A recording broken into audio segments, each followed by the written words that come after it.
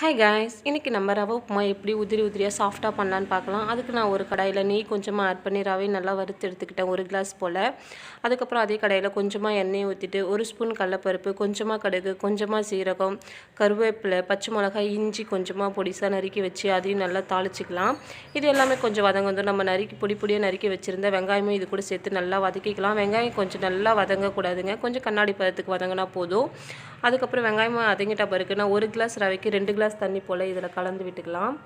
தண்ணி கூடவே கொஞ்சமாக இதுக்கு தேவையான அளவுக்கு உப்பும் போட்டு நல்லா மிக்ஸ் பண்ணிக்கோங்க. தண்ணி நல்லா கொதிச்சதும் அடுப்பு ஹை ஃப்ளேம்லேயே வச்சுருந்து ரவை கொஞ்சம் கொஞ்சமாக போட்டு கிளறிக்கிட்டே இருக்குங்க.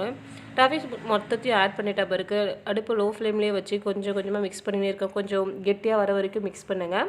மிக்ஸ் பண்ண பிறகு கொஞ்சம் ஒரு 2 நிமிஷம் போல் மூடி போட்டு மூடி விட்டுடுங்க. மறுபடியும் 2 நிமிஷம் கழித்து மறுபடியும் நம்ம நல்லா கிளறி விட்டு மறுபடியும் ஒரு 2 நிமிஷத்துக்கு போட்டு நல்லா மூடி விட்டுடுங்க.